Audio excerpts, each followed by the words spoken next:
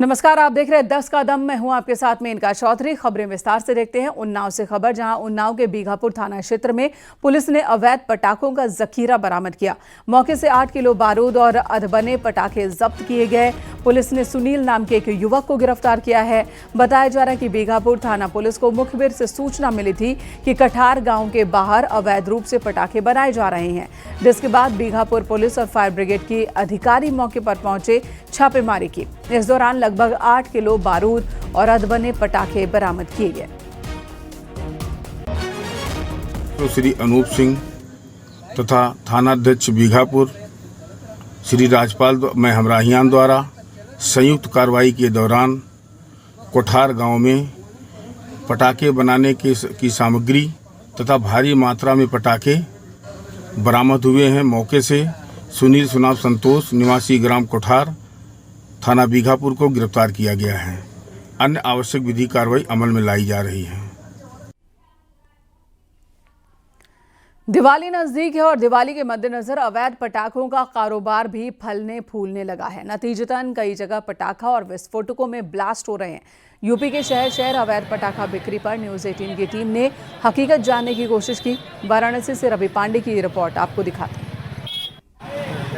कानपुर हादसे के बाद वाराणसी पुलिस भी सक्रिय हो गई है और पटाखों के अवैध कारोबार पर छापेमारी शुरू हो गई है। सबसे पहले वाराणसी के दालमंडी क्षेत्र में वाराणसी पुलिस की छापेमारी हुई, जहां पर लगभग 300 किलो अवैध पटाखे बरामद हुए। लेकिन सवाल यह है कि क्या यह अवैध पटाखे यहाँ वाराणसी के दालमंडी क्षेत्र में लगातार बिक्री होते हैं? तो इसका रियलिटी चेक हमने किया। हालांकि कुछ ही दुकानों पर यहाँ पर खुलेआम पटाखे बिकते हुए हमें जरूर दिखाई दिए, लेकिन अगर खुलेआम की अगर बात की जाए तो फिलहाल तो पटाखों की दुकान नहीं दिख रही थी।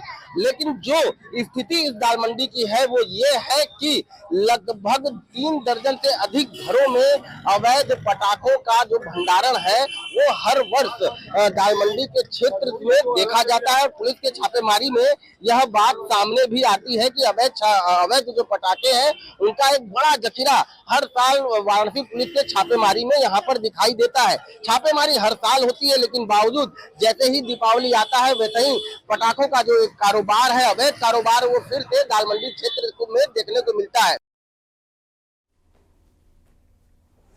उधर अमरोहा में भी अवैध पटाखा बिक्री और फैक्ट्री पर हमारे संवाददाता ने पड़ताल की है। शिवोम शर्मा की ये रिपोर्ट आपको दिखाते हैं। आज पड़ताल पर निकला है, देख रहा है कि कहाँ का विस्फोटक सामग्री इन दुकानों पर बेची जा रही है। मेरे साथ ये वही दुकानदार हैं। अभी मैंने 100 रुपए की दुकान पर ये विस्फोटक सामग्री गंधक पोटास खरीदी है। आइए इनसे जान लेते हैं क्या इन पर कोई लाइसेंस है इसकी सामग्री, जिस तरह विस्फोटक सामग्री यहाँ पर बेच रहे हो। भाई साहब, क्या नाम है अपना? क्या नाम है? मनोहर लाल। मनोहर लाल। अच्छा मनोहर जी, क्या इसका लाइसेंस है आपके पास? है? नहीं। नहीं है? वो हमारे कबूतर वाले ले आते हैं। कौन कबूतर वाले? कबूतर वाले, बागों वाले। क्या आपको पता है क्या इसका बैन है? हाँ बैन है। जानकारी है? कुछ जानकारी ये भी है क्या इससे कोई हादसा भी कल शाम कानपुर में हादसा हुआ है? ना हमारे नहीं जानकारी। तो फिर बिना उसके अपनी मर्जी से बेच रहे हो?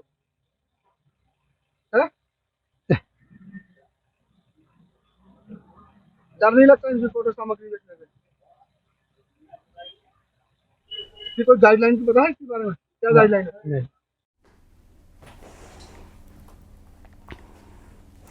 इधर सीएम योगी ने कानपुर पुलिस कमिश्नर से फोन पर बात की। सीएम योगी ने अलर्ट रहने के निर्देश दिए। कानपुर ब्लास्ट केस में एक्शन जारी है। पुलिस की 5 टीम इस वक्त मामले की जांच कर रही है। 10 से ज्यादा ठिकानों पर छापेमारी की गई। 4 गोदाम, 18 दुकानों को सील किया गया। अब तक 26 लोगों को हिरासत में लेकर उनसे पूछताछ चल रही है। हिरासत में लिए गए 4 लोग पुलिस पर हुए हमले की साजिश में आरोपी हैं।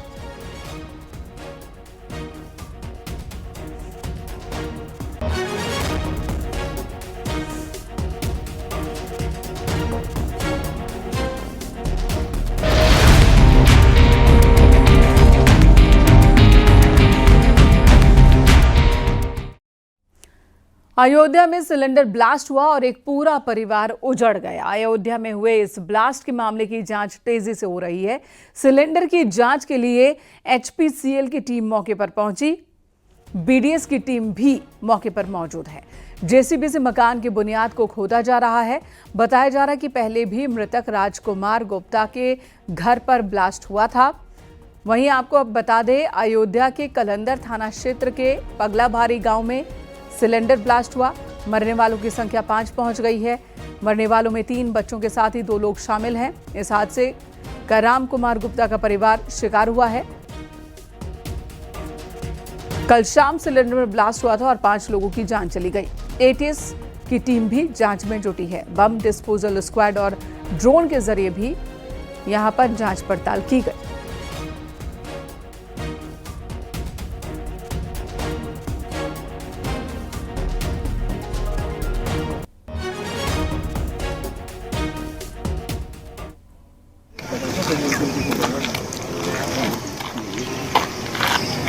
ये 3 तस्वीरें आपको दिखा रहे हैं।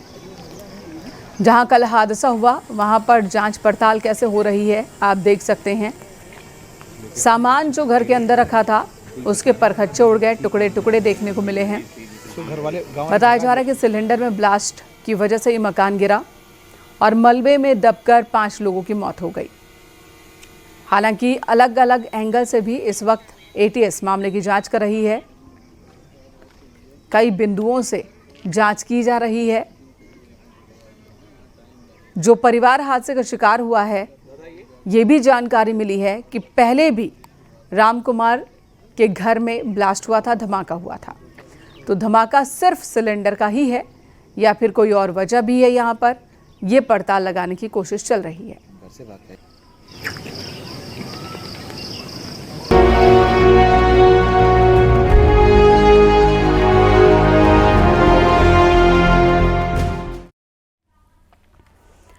समाजवादी पार्टी के संस्थापक मुलायम सिंह यादव की आज 3री पुण्यतिथि है। नेताजी की समाधि स्थल सैफई में पुण्यतिथि कार्यक्रम का आयोजन किया गया है। सैफई महोत्सव ग्राउंड में समाधि स्थल पर विशेष श्रद्धांजलि समारोह की तैयारियां की गई है। नेताजी का समाधि स्थल फूलों से सजाया गया। एसपी मुखिया अखिलेश यादव अपने परिवार के साथ समाधि स्थल पर पहुंचेंगे, पुष्पांजलि देंगे। एसपी महासचिव प्रोफेसर रामगोपाल यादव, महासचिव शिवपाल सिंह यादव समेत पूरा परिवार आज कार्यक्रम में एकजुट होगा। बड़ी तादाद में पार्टी पदाधिकारी और कार्यकर्ता भी कार्यक्रम में शामिल होंगे। आज 3री पुण्यतिथि है। मुलायम सिंह यादव के देहांत को 3 साल पूरे हुए और नेताजी की पुण्यतिथि के मौके पर श्रद्धांजलि सभा का आयोजन किया गया है, जहां पर समाजवादी पार्टी के नेता और कार्यकर्ता, पार्टी पदाधिकारी इकट्ठा होंगे। फूलों से सजावट की गई है इस पूरे कार्यक्रम स्थल को। समाजवादी पार्टी के महासचिव प्रोफेसर रामगोपाल यादव ने न्यूज़ 18 से बातचीत के दौरान नेताजी को याद करते हुए कहा कि उन्होंने असाधारण काम किए। सुप्रीम कोर्ट के आदेश का पालन करते हुए अयोध्या में गोली चलवाने का भी एक बार जिक्र किया उन्होंने।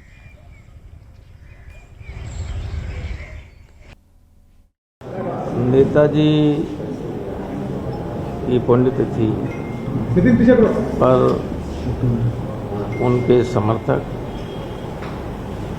चाहे वो समाजवादी पार्टी में हों चाहे न हों, क्योंकि उनका दायरा बहुत बड़ा था। जीवन भर उन्होंने उनके सामने जो आए, अगर दूसरी पार्टी का भी कोई है आया काम के लिए तो कभी मना नहीं किया, निराश नहीं किया और हमेशा लोगों की मदद की, गरीबों के लिए संघर्ष किया।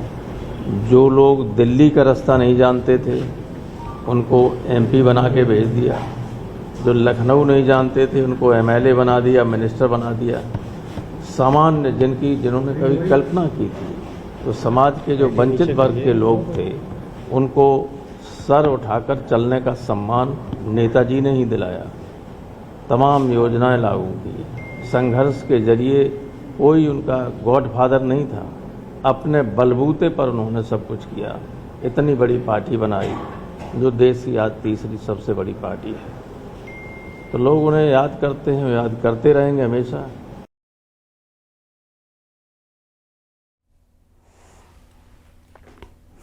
लखनऊ में मायावती ने रैली के दौरान समाजवादी पार्टी पर निशाना साधा। उनके बयान पर संभल के सपा सांसद जियाउर रहमान बर्क ने तीखी प्रतिक्रिया दी है। उन्होंने कहा कि रैली में समाज एकजुट नहीं होता बल्कि उसके लिए काम करना पड़ता है। साथ ही उन्होंने कहा कि सपा ने हमेशा सभी वर्गों को साथ लेकर चलने का काम किया है। तो लोग चाहते हैं कि जो भी पार्टी या जनप्रतिनिधि हों वो उनके बीच में सिर्फ चुनाव के समय नहीं बल्कि चुनाव से हटने के बाद में भी जब कभी जरूरत पड़े उनके दरमियान में वो पार्टियाँ नहीं हैं। सिर्फ इस नीयत से रैली का आयोजन करना कि हम अपने समाज के लोगों को एकजुट करें, तो समाज के लोगों को सिर्फ एकजुट करने से फर्क नहीं पड़ता। सवाल इस बात का है कि उनके लिए काम कौन कर रहा है। यकीनन जब अगर समाजवादी पार्टी काम करेगी पीडीए के लिए, पीडीए में दलित समाज के हमारे भाई आते हैं, तो उसमें पूरी तरह से आने वाले समय के अंदर जुड़ा हुआ ज़्यादा समाजवादी पार्टी से मत होगा।